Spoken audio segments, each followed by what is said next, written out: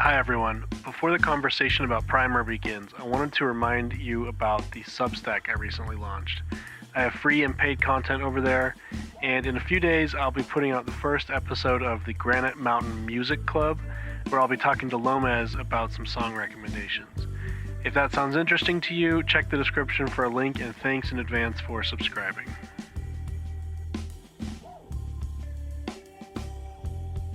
Hi, welcome everyone. This is the Granite Mountain Movie Club. Today we are going to be talking about the movie Primer, which came out in 2004. The last movie we talked about on a main episode was Napoleon Dynamite. Primer and Napoleon Dynamite both premiered at Sundance in 2004. So it's another 20th anniversary film. When I started this show, Primer was like one of the first 4 or 5 things I wrote down as something I wanted to cover. It's taken some time to find people who had seen it and liked it as much as I did, but we've got it now. So joined today by Cool Frazier. Hello, cool and listening. And Degree Studies. Hi there. And making a return appearance, a special guest, L0m3z. How you doing, L0m3z? I'm good. Glad to be back, fellas.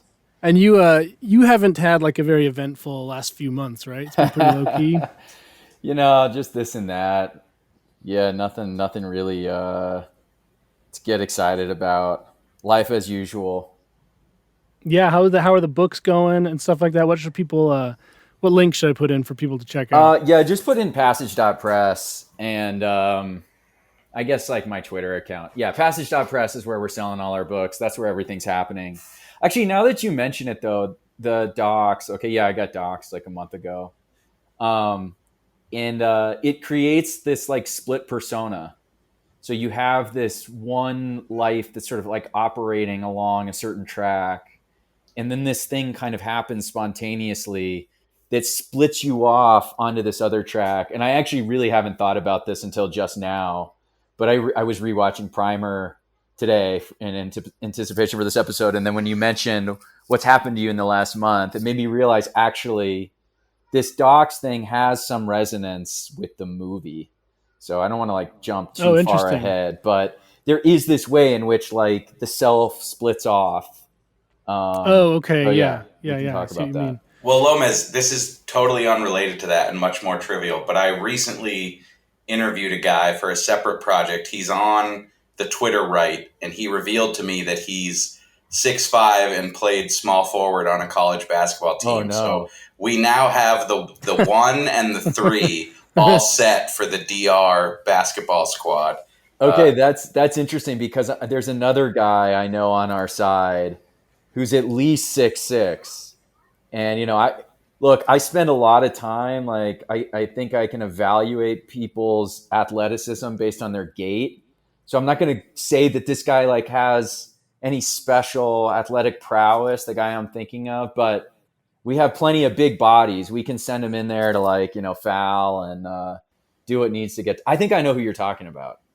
This is a good note, though, that you are the gate analyst in the absence of the in former the absence, gate, yeah, okay. Of the former gate analyst. I pale in comparison, and I learned from him from the real thing. Well, if we ever cross paths, I'm going to make sure I'm on a scooter or some other form of fat person ambulatory device so that you can't get a read on me. Yeah, your Disney World jazzy scooter. Exactly. There are some powerful fat guy gaits though. Chris Farley, for example, he's got that sort of bearish, low center of gravity. He's quick, light on his feet despite his size. So there's a video where he runs out on the ice at a Chicago Blackhawks game where you're this guy could definitely be a fullback in another life, but yeah, he can move. Yeah, I'm actually loving this discussion because I've been on a recent crusade against the elevation of the twink in right-wing spaces. there's too many guys on our side that are you need to be a skinny small guy, and I'm no, you need to be growing in size. Yeah, the time for bulking is here. I mean, I'm a small guy. Look, I'm an ectomorph, okay, but we need the big guys around to protect us. No, there was a recent Kantbot tweet where he was talking about the fake BAP photo, and he was like, "Come on, BAP, embrace it, be a big boy, like bring big boys to the right." And I was like, "I'm not gonna like this tweet. I am not gonna like this tweet." Well, no one can see if you do now, so That's a good point. That's a good point. I don't think that's going to last, but whatever. I think they're going to all leak. Everyone's going to see them eventually. But well, anyway, I got my copy of Noticing right here, so it's very nice. I could only afford the paperback, but it's very nice. Everyone go out and buy Noticing, the Steve Saylor anthology. Yeah, we got, I'll do some shilling up front here if that's okay. Give me 10 seconds. We got about another half dozen books coming out over the next few months. 3 new fiction titles, one from Justin Lee, a novel from a guy named Jack Spiezio, short story collection from V.N. Ebert that should be up for pre-sale. He won the First Passage Prize for fiction. Great writer. He does this kind of like Southern Gothic, realism, really interesting fiction writer. So his collection, we got the Nick Lanzino Systems book. That should be shipping in a matter of days, maybe a week, but soon. Some other new things that I'm forgetting. Man's World magazine, all that kind of stuff. Yeah, buy the book. H.P. Lovecraft, original, like we're doing a best of H.P. Lovecraft, Masterworks. That's available for pre-sale as well. Very cool. All right, L0m3z, I'll let you go first. So Primer. Yeah. Is Primer good? Primer's great. I love Primer. So I saw Primer probably around when it came out. I think I had just recently watched, I don't know, Memento or something like that. And I was on some forum and somebody was making the connection between Memento and this movie Primer, which in the mid-aughts, this was like the heyday of these indie films. And it sounds like you guys just talked about Napoleon Dynamite, but there were all these other movies being made around this time. So then I loved Primer at the time. It had this distinct texture from those other indie movies at the time, like Juno or even Napoleon Dynamite, which I liked, or Little Miss Sunshine, or like Garden State, which were like self-consciously indie films. And they had a certain tone about them, a certain kind of quirkiness about them. And they had these a lot of times it's with the soundtrack, like these markers, like signaling I'm an indie film. And like I'm for this emerging class of hipsters and this peculiar kind of quirky comedy that hipsters like, it's so random kind of comedy. And the fashion, yeah. Yeah, and all the fashion. Grandpa's vests and stuff like that. Yeah, whereas Primer reminded me of these more authentic indie films. Maybe that's just my own pretentiousness there, but it reminded me of something like Blair Witch Project, or a movie that was made around this time that I don't hear people talk about often, is this movie All the Real Girls, David Gordon Green and Paul Schneider, and it's got this grittiness to it, this sort of like naturalism to it, and you could tell it's sort of cheap, but it's not trying to signal that it's cheap.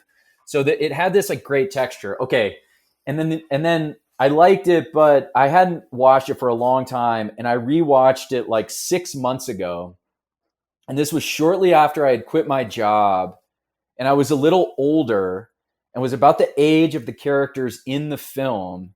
And, I had a young family and I had started my own company and kind of moved on from this more sort of corporate environment that I was living in and taken this sort of leap of faith on something. And I realized in rewatching it that what this movie was actually about was like startups. And it was set within this context of, early 2000s, like the show Silicon Valley sort of startup world. But it's just about like starting any kind of company. And I read the movie in a totally different way and had a totally different effect on me. So that's kind of where I was coming from. And I tweeted something about it. I don't even remember what I tweeted about it. But then that's when you reached out and said, let's talk about it. And so here we are. Oh, that's right. That's right. Yeah. It's actually funny. In my notes, I have, this is the story of how Passage Press was made. Yeah, it's very true. And I want to talk about that, what that means. But I've said enough for now. Well, yeah. So this is good framing, though. I mean, this is 2004. There was a like a startup crash of like what 99, 2000 or something like that. Yep. And then this takes place in Dallas. Texas had a tech scene.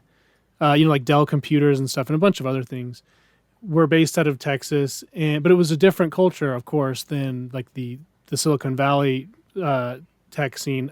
Have any of you seen? There's a TV series. It did not seem to do very well, but it got like 4 seasons. But it was called *Halt and Catch Fire*. Never saw it. No. I always heard good things about it, like especially from, I don't know if you guys know Andy Greenwald and Chris Ryan. They're like, they do a podcast on the Ringer Network and elsewhere, but I kind of liked them as normie content goes. And they would always talk about *Halt and Catch Fire* as like a exceptionally interesting show. So it's been on my list, but I have not watched it. Yeah, I endorsed that show. I thought it was really good. But the reason I bring it up is because it's about the tech scene in Texas. I think it takes place. It spans like the 70s through the 90s, I think, or up into the 2000s, like 80s to 2000s, something like that. But it's got some of the similar stuff in this. Like the people in that, in the first few seasons when they're still in Texas, they eventually moved to California. But in the first few seasons, yeah, they're all wearing like the white shirts and ties and stuff, just like the Primer guys. Definitely the thing about this is like a startup movie. We were talking in a different chat before this, and one of the most like compelling things about it is it's like, this is what it's like when just a couple dudes are working on something, and and dudes are still working on stuff. They're always going to do that, but I don't know if it looks and feels quite like this anymore. Yeah, I mean, I don't know. I'll jump in here. There's a way to read the movie too, where what they're doing in the movie, creating this time machine. I guess that's okay to say, right? Where there's going to be spoilers. Oh, sure, yeah. We just go all over. Yeah. Is a sort of metaphor for them making the movie itself. And there's this line that gets repeated throughout. I think it's in the first sort of voiceover as you're entering into the film, and then it happens again sort of later on at a climactic moment. But I wrote it down as I was watching today because it's so telling of what the movie's about, which is they took from their surroundings what was needed and made of it something more. And you see these guys like building this, what just amounts to, let's just call it like a magic box out of household items, and just sort of scraping, tubing from a refrigerator or parts from a microwave, stealing things from their work. And they don't have much time. They're constantly complaining about how, they have to spend time at work and they have no time for these side projects, and they have to try to make it work. And like, they're in this weird liminal space where they can't totally divorce themselves from their normie life, but they know they're going to have to in order to actually make the thing that they want to make, this magic box. And I get the sense that probably Shane Carruth, who's the guy who made this movie, had a similar sort of feeling when he decided, okay, it's time for me to do the thing I've always wanted to do. I can't be like a corporate drone forever. I have this ambition to make a movie and be a filmmaker, and I have to take the things that are available to me to do this, to make it happen. In the film, so like the content of the film matches the production of the film in this interesting way, where it's like, because I was reading up on some of the notes, it's like his brother's apartment where they film the thing. It's like his friends. They do it on this absolute shoestring budget. I think it was like 10 grand total, maybe even less than that. He made all of the sound himself. It's like his own house, all his own equipment. They jerry-rigged like all the lighting for the film and everything else. And so you see this sort of parallel between the construction of this magic box, which has the immediate consequence in the movie of creating like wealth for these guys. But it also creates this like time split. So there's the guys who existed before the box was made, and then there's the guys who existed after the box was completed and was successful. And now they have more money, but they also face all these complicated problems of having success, and the sorts of new tensions and risks that they open themselves up to by completing this magic box. And in some way, I see the film as a stand-in for the magic box. Like suddenly Shane Carruth is now, okay, there's like money in front of him, or the potential for money. And now that his friendships are strained and his like love life is strained. And I don't know what, his actual like personal life looked like, but I'm sure it got incredibly complicated on the success of this movie. And it's complicated in ways you can't predict, So anyway, there's this really interesting parallelism there. We can get it. Well, I'll plan to get into it later, but are you familiar with what has happened to him since? He was Me Too'd at some point, but beyond that, I don't really know much. Yeah, it's been crazy for him. We'll get into that. But Degree Studies, what's your like take? What's your history with and take on Primer? Sure. So there's a bunch that L0m has said that I want to respond to, but I'll try to give that background first. I think that, so when this movie came out, I was in high school and my brother was in college. And I think this was one of many movies where I got a text message from my brother and he was like, "You're lame and stupid, so you won't have heard of this, but here's this cool thing, like educate yourself, look into it, Primer, go on Pirate Bay and get it." And I was like, "Okay, big brother, I will do so." And then I did. And at the time, I really liked it. I remember really liking it, but I also remember I was confused by it. And it actually made me feel good today rewatching it, that I was like, oh, I definitely get this more than I did at 17. So even though it feels like I'm getting stupider all the time, maybe I'm not. But I think that it's a great movie in so many ways. This is sort of a lame thing to highlight, but I also just wanted to say it's amazing that it's 75 minutes. Mm-hmm. Like it sort of proves that you can do like even a talky, deep, complex movie in that span of time. And like, especially now where every piece of shit is 2.5 hours, I feel like that's become even more of a powerful statement to have like a 75-minute movie that kicks ass and really moves, and like everything about it is so well conceived. But I also wanted to say, and I think here's where I'm piggybacking on L0m, like, Granted, I'm sort of trying to navigate right now my own transition from male to female, MTF. He's going MTF. Yes, exactly. That's what I was going to say. No, from normal job to pursuing my own projects. And I felt like today when I went on Wikipedia and I saw that this movie cost $7,000, it was really like a bolt of lightning went through me, because there's all these excuses that all of us use to not invest in our own projects and stuff. And one of them is just like, well, to do something really cool on your own, you need outside support. You need like some patron. You need to raise a lot of money. And I don't know, something about seeing that it wasn't even 4 digits just like really hit me. And it's just like, yeah, he had a perfect story. He had a lot of people and locations in his life. Like what I read on Wikipedia was that basically the entire $7,000 was just film stock. That's what, and I don't know where they got the camera or whatever, but like I really felt so inspired by that like if you have a sufficiently good idea, there is like this small price point where you can get, and I even feel like, you're more of a film connoisseur than me, granted, but like watching this, it did not feel like, because, most even indie movies, the budget will be like $500,000 to $1 million.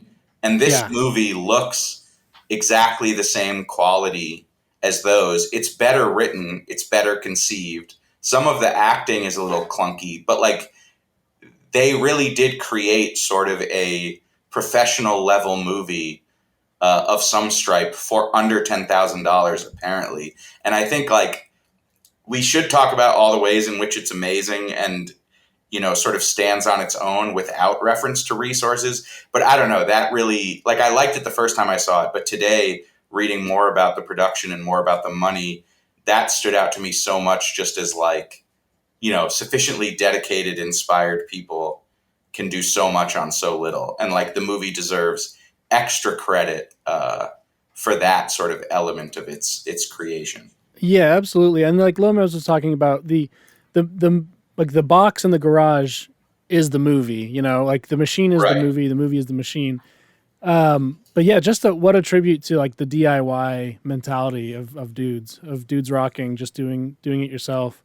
Cool. Fraser, what's your take? I was also kind of, you know, getting into my, you know, movie snob era around this time, you know, watching all the indie films that were mentioned previously. And so I think I saw this one probably a year or two after it came out.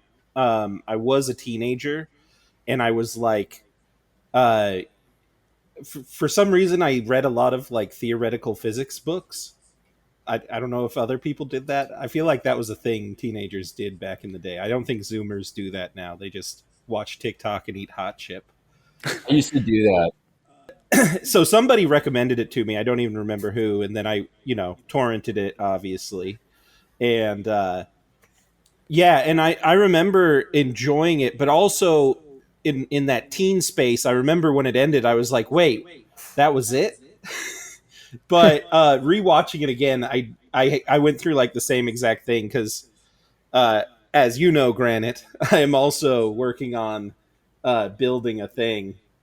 And so like it just like hits different at this stage of life. And I was like, oh, like I thought this was like a like a high-minded time travel movie, but now I realize that no, it's not that. It's this other thing. Yeah, it's like it's a startup movie, and there's even like 4 or 5 lines about, it's mostly from the character Abe saying stuff like, you know, we trust each other, or you can trust me. Stuff like trust is this early theme in the movie, and obviously they are completely unable to trust each other because they can't resist the allure of like, you know, getting one cycle on the time machine behind the other guy. So to be behind, but in this movie that means to be ahead. But so one thing I'm not super, I'll say this up front, I'm not super interested in the mechanics of the time travel in the movie, although I do think that is one of the great novelties of it. One of the things, like the great sticking points that like that makes it interesting and makes it special. But I think the movie is interesting and good, even if you don't understand all what's happening. But I'm curious if anyone wants to take a shot at explaining that. Well, yeah. As I was watching it again, because I remember watching it originally, and you know, trying to think about, okay, so who was where when, and stuff like that. And I think that's like the majority of like video essay on primer discourse is like a chart of the time travel instances and who ended up where. And yeah, watching the movie, it's like I don't think that matters at all. Like to the story, it's just like to a certain extent, you know, somebody can time travel back before something else. But I don't know if I could explain it, but they're definitely using some kind of like science-y stuff to explain it, which I could talk about. But Yeah, I spent a little bit of time watching some of those YouTube videos and like looking at some of these charts people have made, you know, ostensibly explaining all the mechanics of it. And I agree with the general sentiment I'm picking up here, which is that it doesn't really matter. The thing that matters is that it does cohere. So, like, I don't have to know the explicit mechanics, but as I'm watching it, it just has to pass like the sniff test. Like, I don't, it never like becomes so sort of discongruous or there's this like discontinuity that I lose interest in kind of the feeling and the emotional vibe of the movie and start asking myself, wait a minute, why is this guy here? That guy shouldn't be here. This version of the guy shouldn't be here. nowhere in the movie did I get that feeling. Neither the first time I watched it nor this time when I rewatched it and was like paying attention to try to figure out the mechanics of it.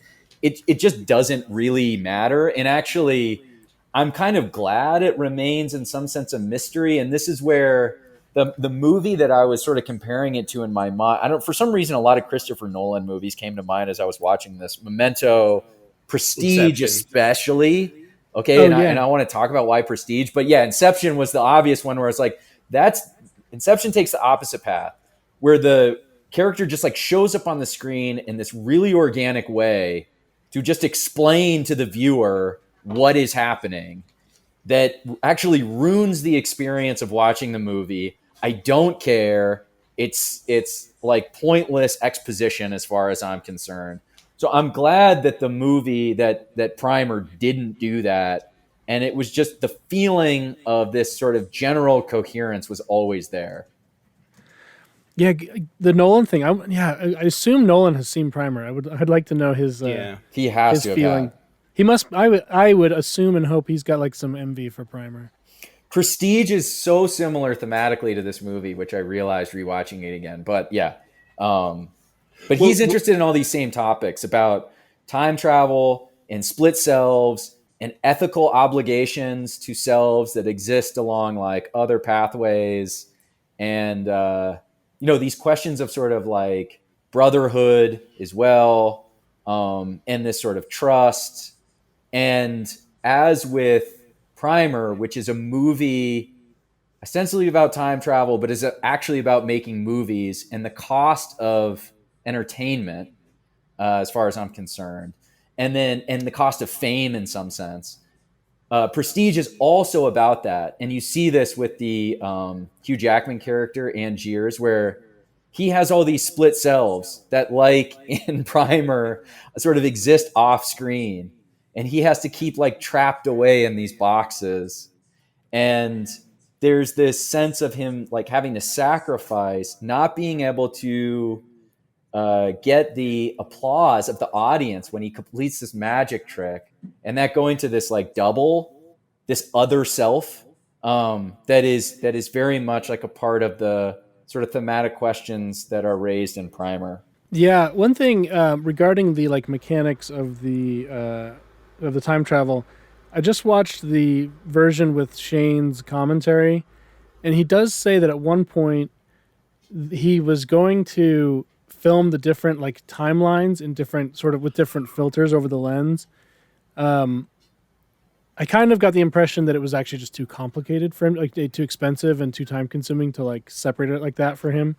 I think he maintains that like that it is all consistent, like the what people are wearing or how their hair looked at a given timeline or something. But he eventually just said, "Screw it! Like I'm just going to shoot it all as if the audience can figure it out, basically, if they want to."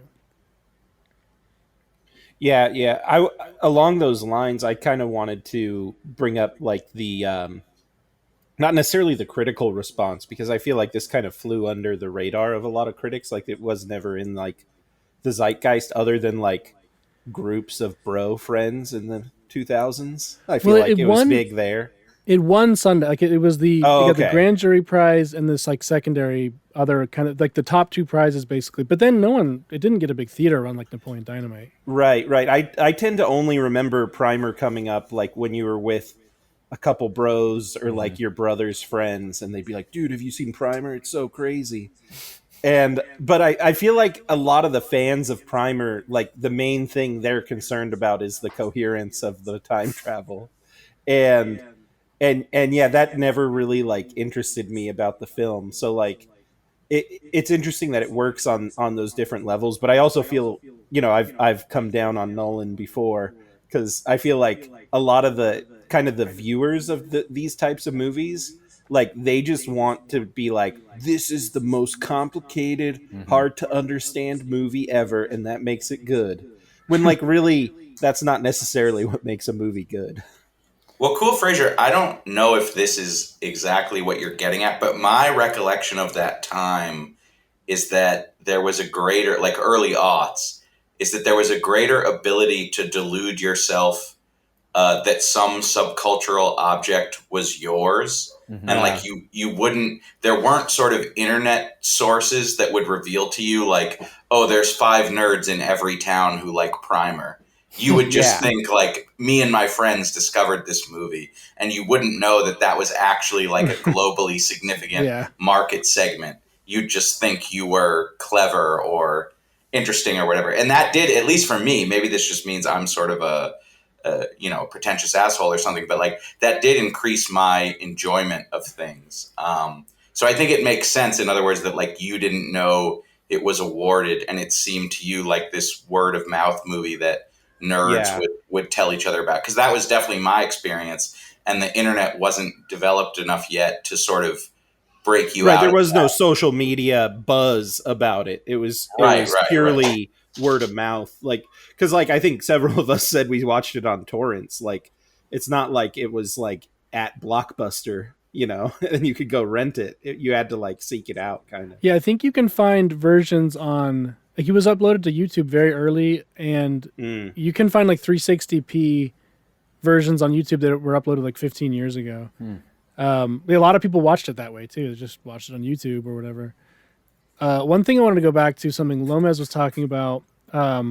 It doesn't have the self-awareness of other hit indie movies of the time. And I think that's because Shane Carruth wasn't like a hipster. He before the movie, he was working on, I think it was like autopilot for airplanes, like software. He was doing like the software side of it or something like that, or flight simulator software. I think that's what he was doing. And yeah, he just like decided to teach himself how to make movies. Like he just like figured out most of the stuff. And he edited the whole movie on his like own home computer, which I assume was probably a pretty good computer, but it sounds like it was a big pain. He talked about quitting it a bunch. But basically, this is like an engineer movie, and they Yeah, don't. he also scored the movie. That was another thing He scored I it. read Yeah, today that just really inspired me. Like, there's so many aspects of this project that he took on, and at least what I read made it sound like at various points he actually had a little bit of money and was looking for other people to sort of take some work off his plate, including to play the role that he plays in the movie. But either like people didn't want to do it, or he didn't think it was a good fit, and so just throughout the process he increasingly took more and more on. And like, I'm sure that was annoying, but the final product is so singular that that's just and like another cool background lore of the film. this could be myth making, but for the music, as I understand it, he wasn't really a musician. He just sort of like he's like I can learn to be a musician, a basic level musician, to come up with a few piano refrains or something like that. I have to say too, I think it's quite good. I mean, like the music fits, it works, it creates this sort of emotional resonance what's going on in the movie, and you can tell watching it that it's made by an engineer. And again, that's what gives it this sort of like authentic sensibility that I really like about it, and that distinguishes it from those other indie films. And you don't see, for example, these sort of artistic pretensions. And actually, I have a pretty high tolerance for artistic pretensions and these sort of like, whimsical, precious moments that you might find in like indie films. But you don't have like the scene where it's like the deer poking its head up from the grass at dawn, for no reason, or like where it's just like a pretty shot of like the skyline. Every scene is like straight to the action. There's no wasted film at all. And in fact, you can actually see Shane Carruth mouthing like cut in a few Yeah. scenes, like it's so efficiently made, and it's right to the point. And actually, but it's not lacking in beauty. It has its own kind of beauty. And there's also this, I think the setting is really, I mean, you talked briefly about it being made in Dallas and the relevance to like a certain early tech startup scene there. But also there's something very plain and mundane and almost like severe about the landscape. It's sort of this washed out, sort of ex-urban landscape. It's sort of sun bleached the way that it's filmed because of the lighting and everything else. and it's like corporate campuses, and it's these drab apartment buildings, an air, like a municipal airport, like Storage storage facilities. facilities, and it's got this really almost sort of, I don't know, late 90s, early 2000s exurban landscape, this aesthetic that you just do not see in films, and certainly not in like these indie films, these sort of like hipster indie films. So it's really interesting to see that in a movie, and it's captured really well. And the way the guys are dressed, in their like poor fitting khakis and JC Penney ties and everything. I love everything about it. It is so authentic to a very particular time and place. Yeah, that's actually my first note, is the aesthetic of like the baggy white shirt and tie, and kind of the setting. And like what I was thinking, because I actually didn't look into the lore of Primer at all prior to my rewatch, and so like I didn't know it was in Dallas. I didn't know the guy previously worked in tech or whatever, but like it makes sense because it's such an authentic portrayal of like an office job of that time.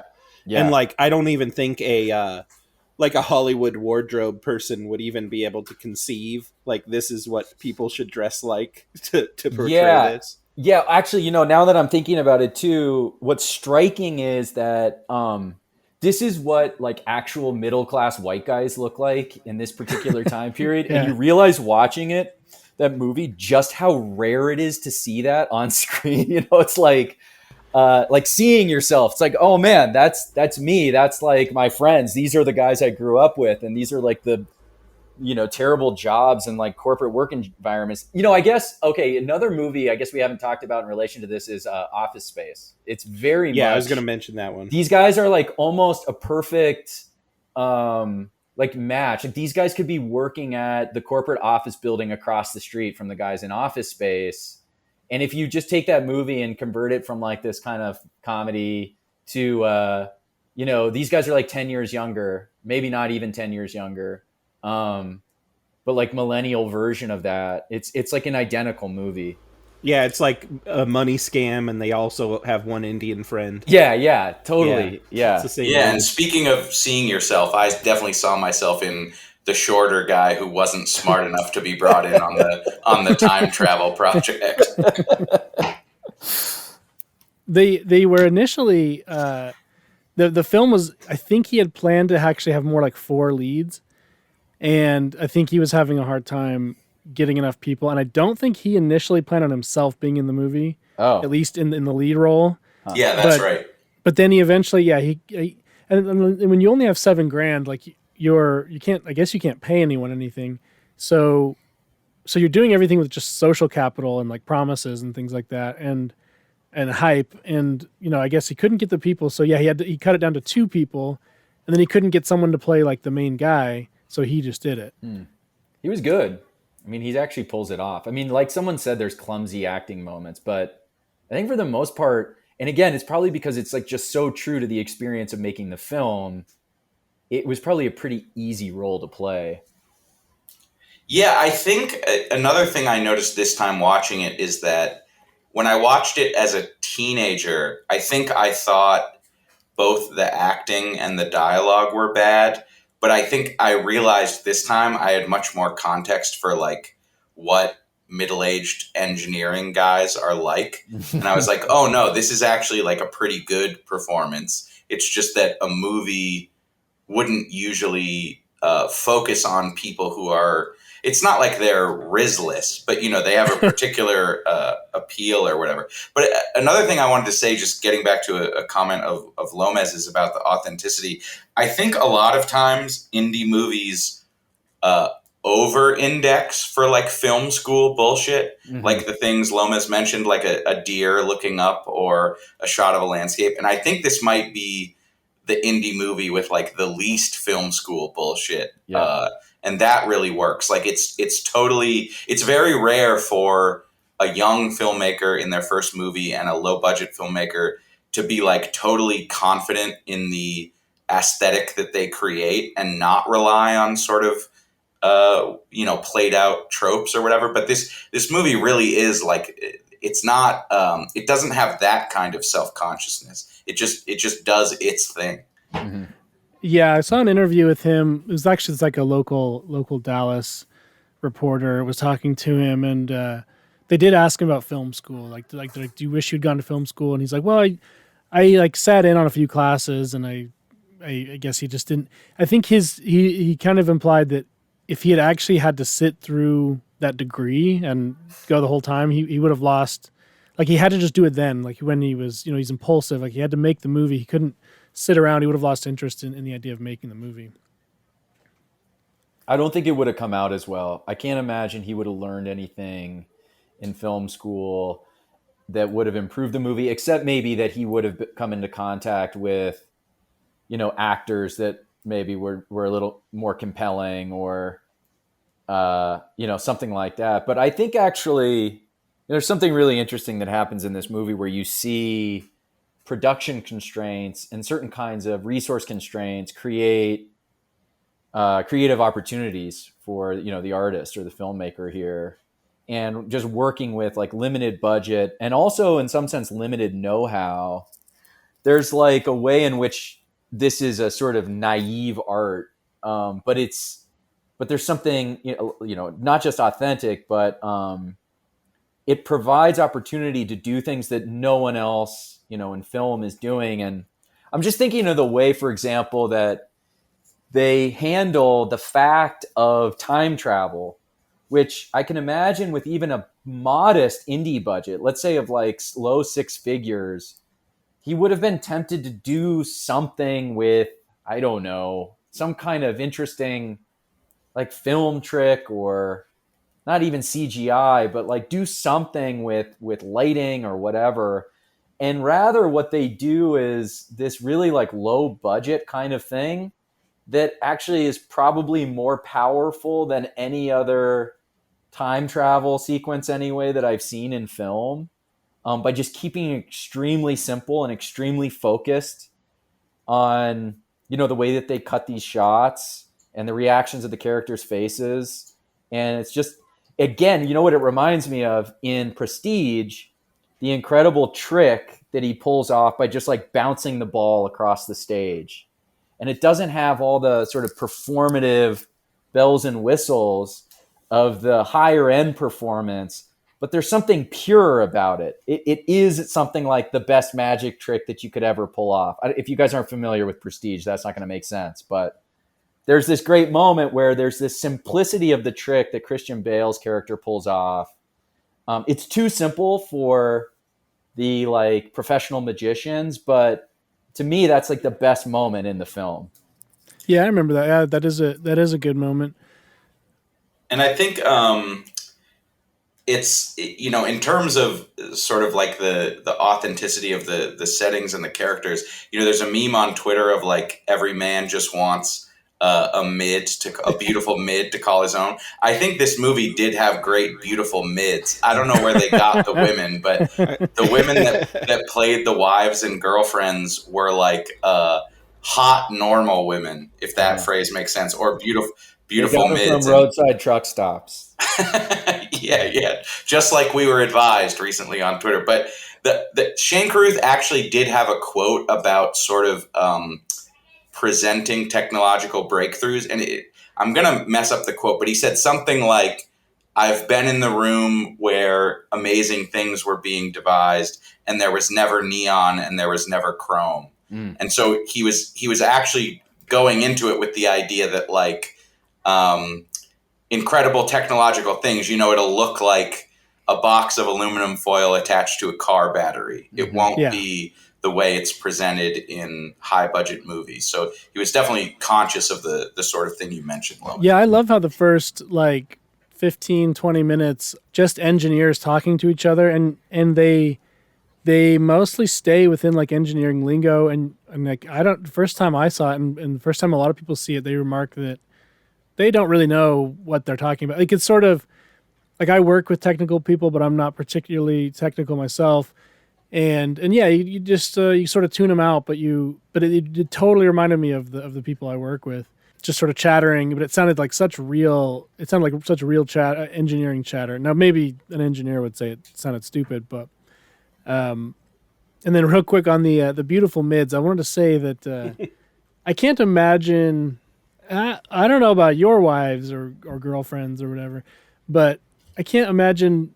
She's like cleaning the kitchen while they're having their little business meeting. I think my wife would get involved. I think she'd have a hard time just cleaning the kitchen quietly. She would be. Well, granted, this brings up an incredibly controversial point I wanted to bring up about this movie. I am painfully aware that I am the only single guy on this pod right now, but I did want to say I think this movie is very Bappian in that it's like if men have an important project that they're working on, their wives and children become total afterthoughts. Like I'm not saying that's right. I'm not saying that's how the world should be, but it appears to be the perspective of this film, or at least one of the main characters.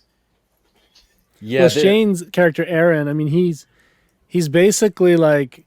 He's like, yeah, I'm going to be building this like parallel life where I'm a rich guy or something, and there's another version of me out there, I think. But he's just sort of like, yeah, but my wife and kid, whatever. Like, I'm just going to do this other thing now.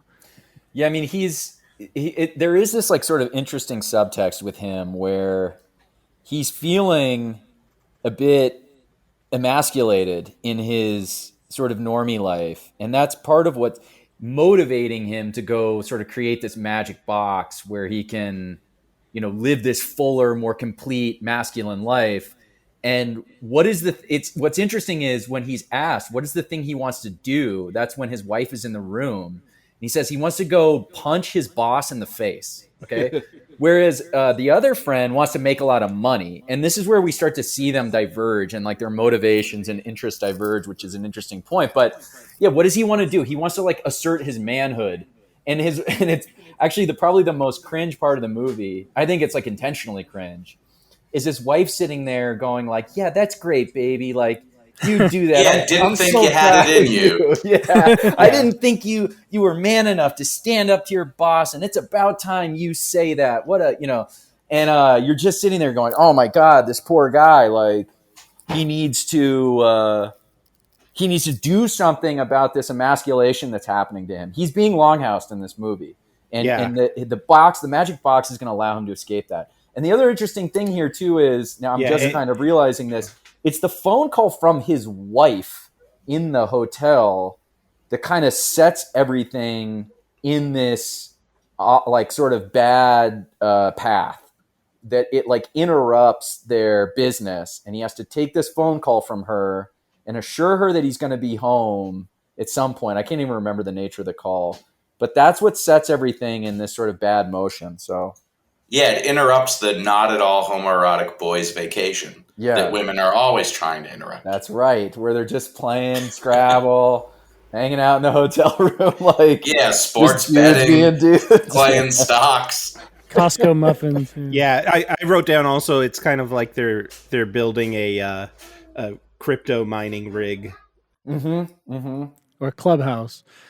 When the wife calls him, that's actually a very interesting thing because he's got his cell phone, and they have this little debate because the other version of him is out there somewhere. It also has the phone. Yeah, same phone, same SIM, all that stuff. And so it's like, well, who gets the call? And sort of that's like it's like what Lomez was saying. It's like this detached moment where he's like, well, the call can only go to one of us. So like one of us gets the wife, and one of us gets to go off and do something else. Mm-hmm. Mm-hmm. I think what's interesting at the end. I noted this. It's so weird to hear in a movie like this, but he says something to the effect of, I'm meeting up with some engineers, and I got to eat lunch with those off-site fags. Yeah. Did you guys catch that little note? Yeah. This casual man. And I thought, oh yeah, this is definitely from a different time. Like these guys just speaking in this way. Yeah, from the before times. Yeah. Anyway. Also, one more thing on the wives. They're like, these guys who have invented time travel or whatever, and they're like talking about what would they do with unlimited resources. And they try to involve the wife, and the wife's like, oh, I can't answer that. It's not real. And I'm that's such a womanly thing to be like not answering a hypothetical. Yes, also but I what- did have breakfast this morning. Yeah, exactly. How would you feel if you hadn't eaten breakfast? I should but point in out Primer, that you can go back in time and eat the breakfast.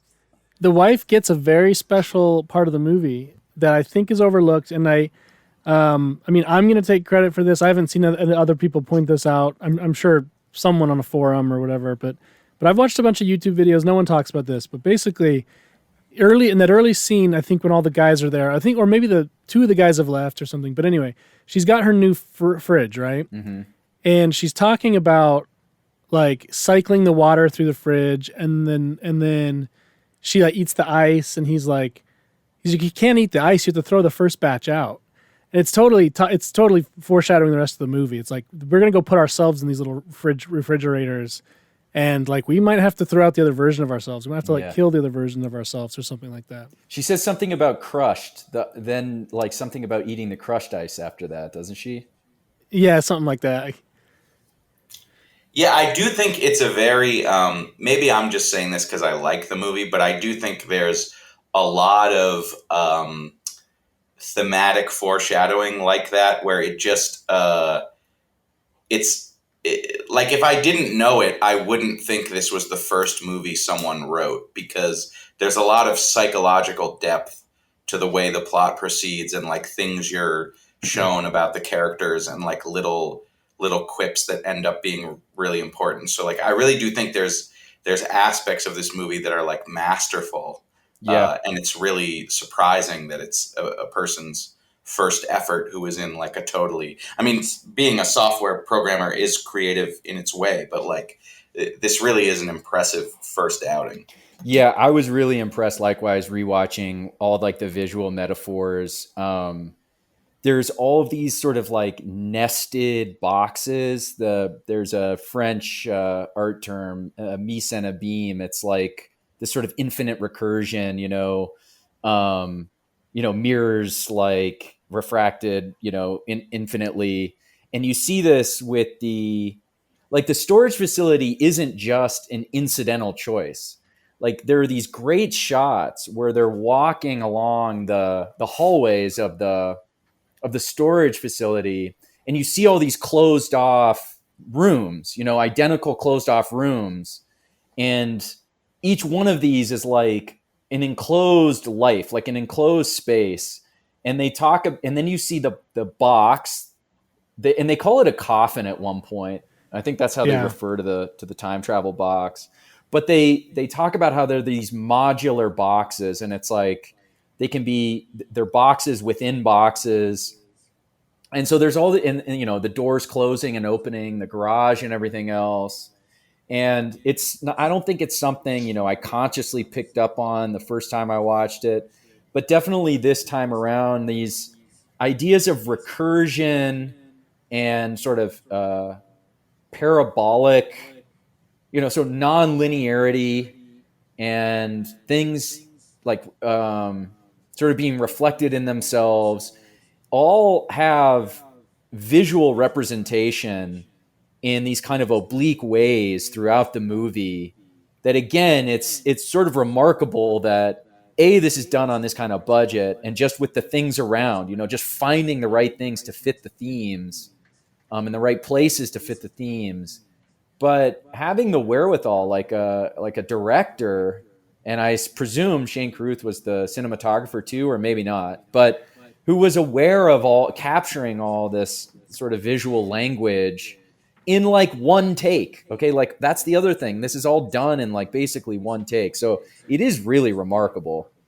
Yeah, in the commentary track, there's a couple times where he mentions like, "Oh, we had to do this one in 3 takes," and you can tell he's like upset about that. Because they're often doing 3 takes, and some of the scenes where there's lots of cuts, they would just like he would just turn the camera and film it, and like instead of having like 2 cameras set up and splicing them together later, they just had one, I think. As for who's the cinematographer, I don't think they really had one. I think they just took turns. Like one of the guys at the table, I think the white guy. No, it's actually the Indian guy. I think was the main like cameraman, but. Yeah, they were just sort of taking turns. Regarding that, the boxes and boxes theme thing, I wasn't sure. I actually thought that little toy that they first put in, I thought it was a nesting doll. I'm like, oh, that's perfect. But then, oddly enough, it wasn't. It was. I think he called it a Weeble, some little toy from the '70s or something. That it's like one of those wobbly things with the gravity. Yeah, Weebles wobble, but they don't fall down. We talked about this a little bit, but I'm wondering like Cool Fraser, you mentioned like the costuming department of a Hollywood movie where they wouldn't even really know to dress people like this, and then so certain restraints kind of made this what it was. But could Hollywood make a movie like this? Like, are we going to get anything like this ever again? Like, why? Yes, no, why or why not? I mean, the short answer is no. I don't know if I've thought this through fully though, but it's so of its time, and it's reflecting a style of filmmaking that just doesn't exist anymore. And maybe all these people are just making YouTubes now, or filming themselves at Costco eating double chunk chocolate cookies or something like that. I don't know. But it doesn't seem like this is a thing that can exist anymore. Well, I was also thinking, granted, like maybe this is just me inserting myself for no reason, but like in the DMV in DC, like the only time I've ever been insulted for how I showed up dressed to a professional event is if I dress like the guys in this movie. Like if I wear a nice suit, that's fine, and if I wear jeans and a polo, that's fine. But if I wear like Dockers and a white shirt and a $5 tie, people are like, "What are you doing?" So it is like a normal American uniform that the fancy people object to. Yeah, people have really like pejorated that uniform, like as like negative or bad in some way. But I think we should bring it back. Well, as a one-time Mormon missionary, Yeah, exactly. I have kind of a theory. Well, anyway, yeah, I had to wear that uniform, and it was interesting. Yeah, and I was wearing that uniform when I think it was already like out of favor in the general culture. But like, man, we need to bring it back. Yeah, spike tips, goatee, the J.C. Penney tie. Let's go. I want to say, actually, I think this movie can get made, or like something like it. There will be sorts of like naive film. I'm just calling naive here because just some guy is going to take a camera and a basically nothing budget and put together something that's this remarkable and interesting. I think actually it's like probably happening right now. The question is will we ever hear about it? Okay, if Sundance doesn't exist to allow this kind of film in and give it its prize, would we be talking about it right now? The answer is no, obviously, because at least in 2004, you needed some kind of like distribution vehicle for any sort of feature film like this. Could YouTube or Vimeo or something like this be a platform to sustain a film like this? Maybe, but how would any of us know about it? How would the like word get out? Like what kinds of infrastructure is in place?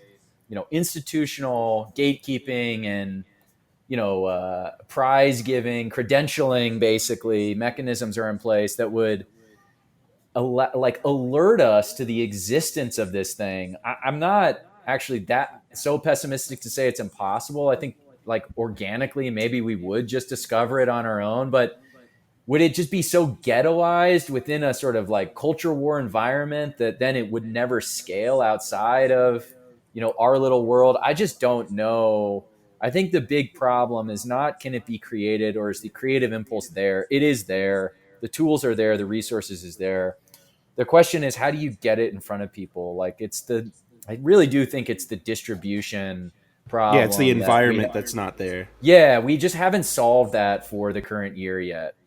But I think I think you're right, but I also think a part of the problem of modern technology is like there really are people on Twitter, for example, with like 800 followers that if you're discerning enough to know, they're saying like they're having like really good takes about some period of literature or some period of history where if you follow them over time, it's obvious that they have real familiarity with this thing that like it should have some value in the market and like they should be an intellectual somewhere, but they're just tweeting. But what I wonder is like all of our frayed attention span.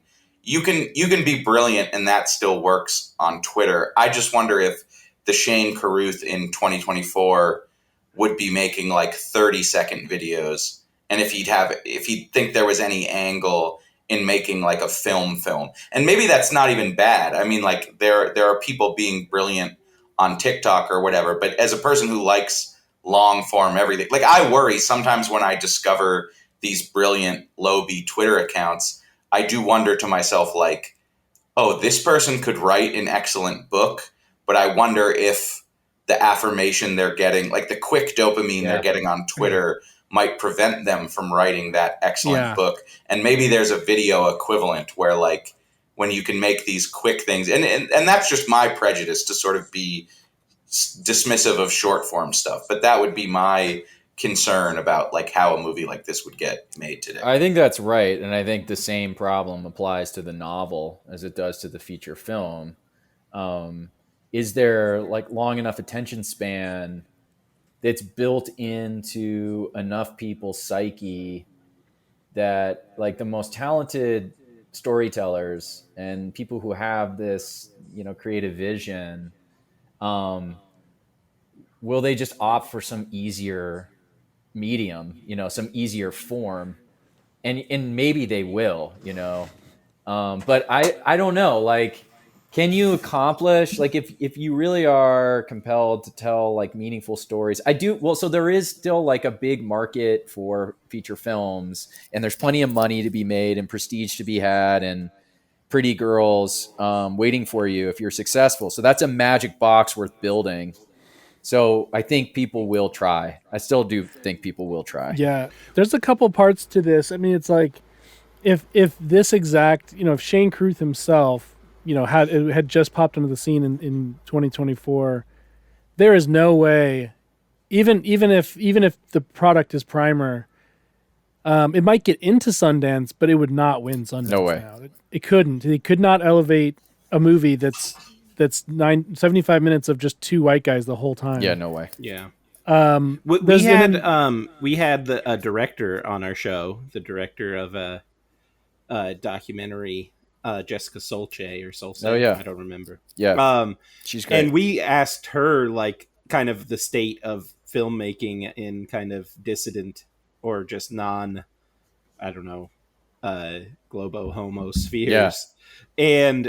And we were like, would you like what's the solution like to because like I think we would all agree a lot of the like right-wing Hollywood solutions that have been proposed are kind of cringe, and producing kind of cringe stuff. But we like asked her, and she was like, "Oh, I would love to have the Daily Wire fund something." Yeah, and I'm like, maybe that's just our prejudice getting in the way. But I don't know. I don't know if Daily Wire is the savior of like quality media.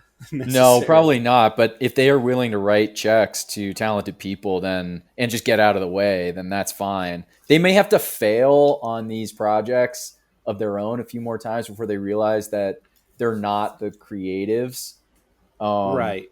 What's interesting though is, so I've gotten to know, some people in this sphere generally, and like the three main like filmmakers, the people doing actual stuff and getting funding. Jessica's one. Alex Lee Moyer and Amanda Milius. They're all women. Yeah. So, take that, do what you will with that information. So this goes back to I love them all, by the way. Ladies, you're beautiful and I love you all. But I do want to say though that I think, and I think you guys are getting at this, but I do think there's like a antisocial level of judgmentalness on right-wing Twitter that is like not sufficiently respectful of just what it takes to spend money. Mm-hmm. And like, I do think it's fine that all this stuff sucks and people can say it sucks. Like the Daily Wire stuff sucks. But I do think there's maybe not an appreciation that like every good studio, every good group of producers who finances stuff, they have like a 5% hit rate. So like the way to evaluate those people is not on like mean quality. It's on willingness to take chances and continue spending money. So I do wish there was a little bit more of a culture. And part of the criticism is that sometimes they're like writing checks to people who aren't our people or whatever. But I do still think like it's a little bit more pro-social even within our little community to just say like, if you're funding stuff, like you're being a good actor. And if most of that stuff sucks, that's just like grist for the mill or whatever, because we're going to get to you're going to hit someone talented eventually. And like just that it's happening, that you're getting bites at the apple is what's really important. Yeah, film is like venture capital. You're most of the things aren't going to work or make money. I wanted to go back a little bit. I think Cool Fraser was touching on this. Like, could we get something like this again? Like, could a Shane Carruth be nurtured and the talent developed and stuff?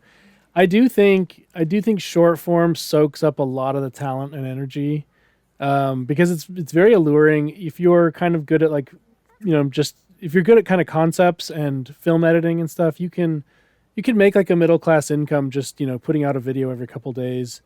Like a sort of they're not very meaningful. They're not like gonna like do anything like this, but you could do that, and that might be the thing that like prevents you from putting together a bigger project. And then the other thing I'm wondering, did you guys see that there was this kid, I think he was at Harvard, and he made this little short film and it got all this attention, and Darren Aronofsky emails him and he's like, "Hey, bro, drop out of Harvard. I'll make your movie," or something. Did you guys see that? Yeah, I saw it. No, I don't know this story. Yeah, it's funny. I mean, I feel like I don't think it was as organic as they tried to portray it, but the headlines were just like, Harvard student makes incredible short film. Darren Aronofsky tells him to drop out of school right now.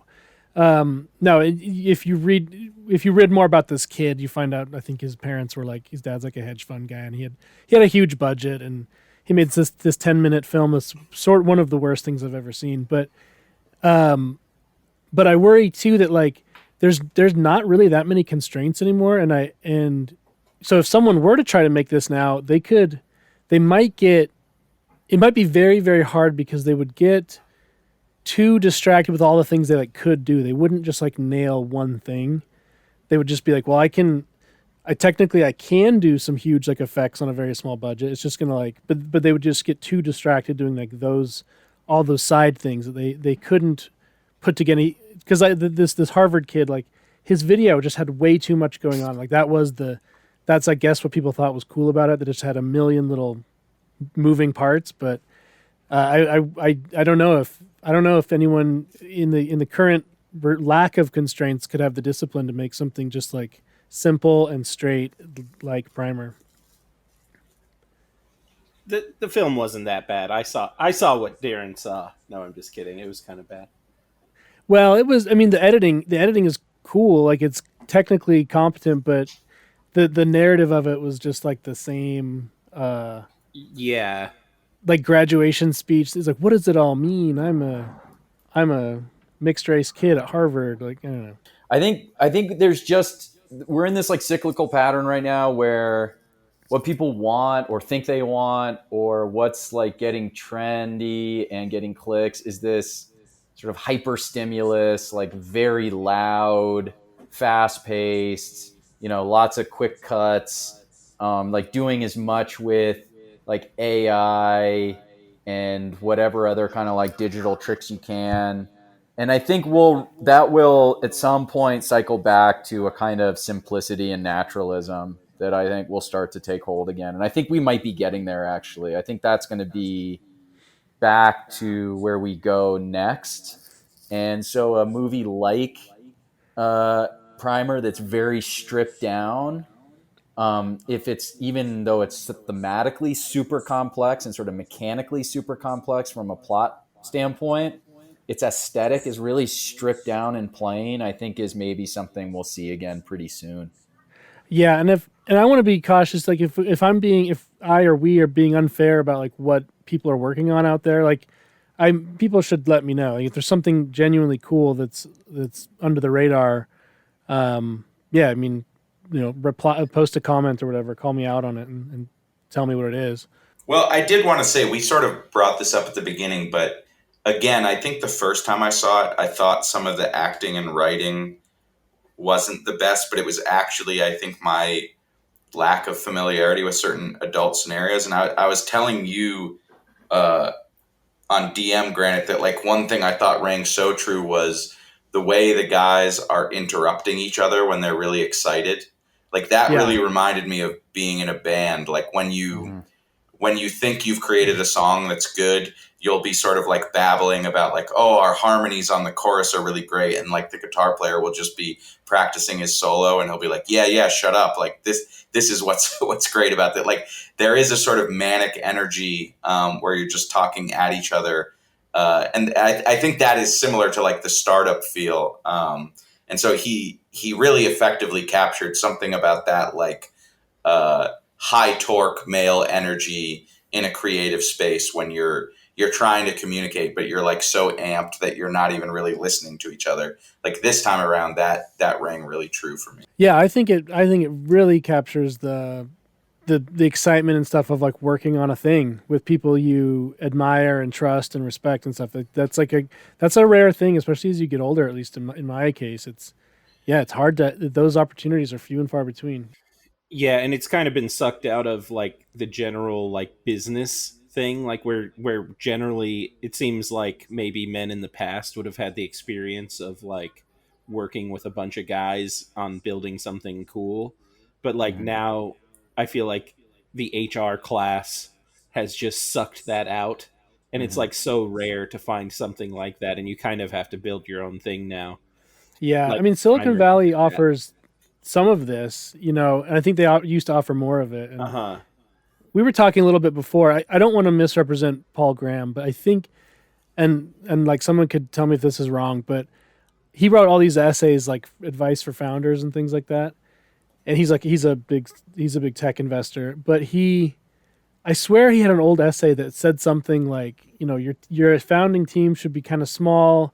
Uh, they don't necessarily have to be like ethnically homogenous, but they shouldn't. But in a startup, diversity is not our strength. Like you want like 3 or 4 guys who do actually just think alike and are doing the same thing in lockstep and like going at the same speed. Yeah, I think the other thing, these guys kind of remind me. I mean, where does this maybe exist anymore? Is I haven't actually seen it, but I know there are these guys like down in El Segundo building, like drones and whatever else. I don't know if you guys are familiar with this thing.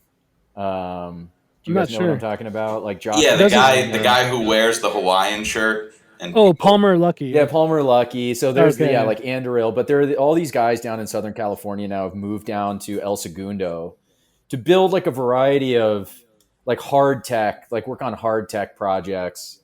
And so it has that sort of vibe. The other thing about this movie that it's not that I missed it the first time around, but I missed the meaning of it the first time around is that, they don't set out to make a time machine. That happens Right. by accident. Yeah. It's kind of this happy accident. And there's something incredibly sort of important about that lesson that when you do embark on one of these projects, where you're going to do something with your life, there's this great line where like it's mentioned twice. What do they do to engineers after they turn 40? They take them out back to shoot them or something like that. And it's like, Yeah. okay, it's time, guys. We got to go like build our thing. We got to go build our magic box, and you get your couple of buddies and you go do it. You don't necessarily know what you're going to be building or what's going to come out of it, but you like find your guys, you have some idea, you have some general direction, and you just get in the garage and you start building. And that's really all you can do. And the rest is left to God, it's left to luck and fate and everything else. And so there's something important about that to keep in mind is the idea doesn't have to be a time machine. It can be something much more modest than that, much more mundane than that. And you might end up through the project, through the act of like working together on the modest thing, making something that's sort of transcendent. So anyway, that's important. Yeah, and I do know from one interview I read today that this idea you're bringing up was very important to Shane Carruth, because the phrase he used is he said, all the historical inventions that I'm most interested in were side effects of something else that was trying to be done. And so that was definitely like an intentional. And then the interviewer brought up Viagra as sort of another example of a thing that was, I guess there was another medication that they found out gave people boners. Yeah, but it was like Advil, originally right? a heart disease thing. Yeah, blood thinner. So let's talk briefly. I guess this will probably be the last thing we touch on. Like Shane's future and legacy. So he did one more movie after this, Upstream Color. Have you guys seen that? No. It's technically very, very good. Like the the editing and the craftsmanship is really pretty incredible. It's pretty hard to follow. I've seen it like once recently and once a long time ago. It's interesting. It's worthwhile. I didn't really understand. Like I had to do the dumb thing where after I watched it, I had to look up an explainer. So I'm ashamed to admit, but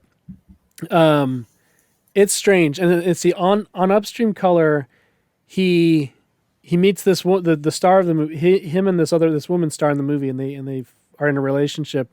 In real life, he ends up marrying this woman, and they ended up 5 years later or something having a very, very ugly divorce, in which he and Shane, I hope you're out there. Maybe these things come across your desk at some point. So we're not I'm not trying to make light of it, but using the Twitter account of the Upstream Color Twitter account, I guess, from the movie, he had this tirade against his ex-wife. This is in 2020. Let's go. So, yeah, and he's talking about strangling. He's like, I need to strangle someone. Give me and I think she got a restraining order on him, and he posted that on Twitter. And so it's a ugly scenario, I guess. I don't know, but I believe in redemption. I think he can make a comeback. I hope he can, because I think he's just a really brilliant talent. I think he's just working an engineering job or something now. He doesn't have really any Hollywood credits since 2020. He kind of sounds like our guy. I was just gonna say, I would not be shocked if I think he's our guy. I think he's our guy. If I had to describe this movie in one phrase, it would be can strangle a couple ladies levels of talent. But also, I did hear that that woman's restraining order on him is up in August 2025. So I think that we should do another celebratory episode in 1 year and 2 months, just to, hashtag free Shane. Yeah, he's counting down the days till he can do that rant again. Yes, free Shane. Let's get him back on X.com. Shane, DM me, man. I can put you in touch with maybe some film producers. We're not afraid anymore. Yeah, let's get him a budget. Let's get him making something special. I mean, always I feel with honor. Let's go. Feature film. Yeah, maybe he was a difficult guy. I watched some interviews with him. He seemed very, very pleasant, but maybe when he's actually on the job, he's hard to work with. But this is the kind of guy that they normally, after something like Primer, if you make Primer for $7,000, they throw they're money going to give at you. Yeah, they're going to give you a Star Wars, something like that. Well, granted, you're saying that he's not doing anything, but I have a question I wanted to ask the group. Have you seen Shane Carruth and Nathan Fielder in the same place at the same time? Because I have not. Now, yeah, and they do look kind of similar. Maybe he had a couple moments in the movie as I was watching today where it didn't hit me immediately, but there's a couple side profiles, especially when he's wearing the hoodie as the evil future Aaron, who's spiking his older self's milk, where he really looked like Nathan Fielder, and it was kind of blowing my mind. Yeah, he's more handsome than Nathan, but I forgot what I was going to say. Anyway, yeah, let's get Shane back in as to whether or not he's our guy. For context, this might matter. I mean, his brother, who appears as an extra in the movie, he's a Christian rock guy. He's let's go, some sort of church in Dallas or something like that. So he I mean, it fits all of the basic stereotypes, and the engineer, with like this artistic, the sensitive young man, but who's also like an engineer, scientist type, wears a JCPenney tie. I mean, that's pretty much our guy in a nutshell. And there's always, yeah. Oh, I was going to say, is this a shape rotator movie or a word cell movie? I was just going to say, there's rotator. always this debate on Twitter, like, you know, can a shape rotator become a word cell faster than a word cell can become a shape rotator? And I've always been on the side of the shape rotators, like, and I'm not a shape rotator, but I've always felt like those guys can learn creativity and stuff way faster than like word cells can learn how to code. So, well, I don't like that take and its implications for my own capacity, but I am willing to give this guy.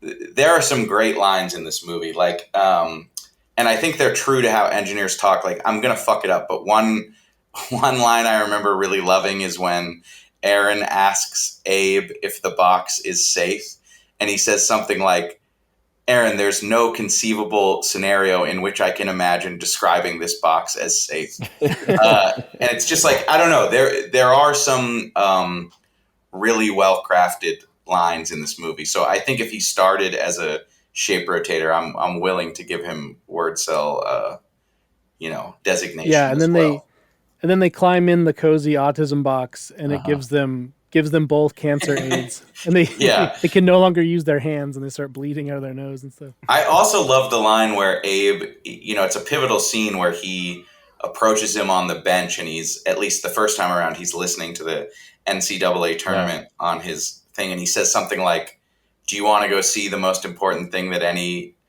piece of organic life has ever seen in the history of the universe?" Or something like that. I'm not doing it as well as the line, but that's another great line. Wait, why? Okay, we don't have to get into this, but I do have a question. Why do their hands, like, what's the meaning there? There's obviously some meaning. The hands stop working, like, and he says something like, "I can still see the letters in my mind, but my hands can't create it." Like, they can't write.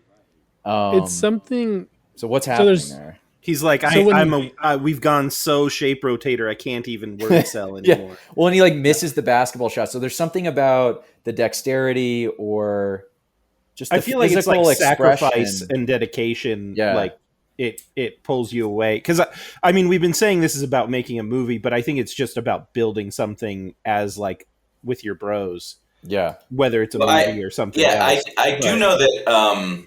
I don't know if he like Googled this and this is why it's in the movie, but I do know that like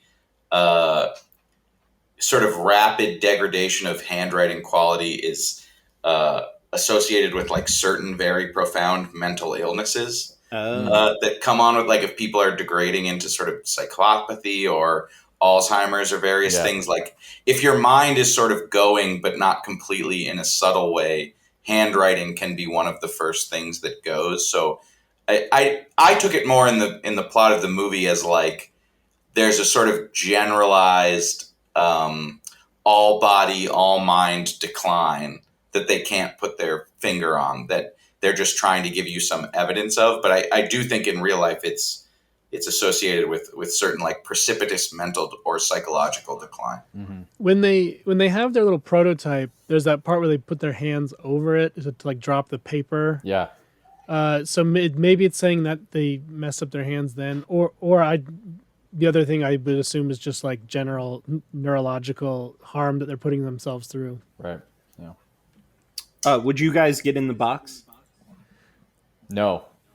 I wouldn't. I would not get in the box because, like I said, it's like a, it's like radiation. Or there's doing something obviously. Yeah, I would not. But in the history of mankind, I'm thankful for the people who would get in the box. Yeah, I do think this is such a pretentious thing to say, but I do think like part of the shape rotor word cell distinction is like fear of God. I feel like as a day one word cell, I've always been afraid of God.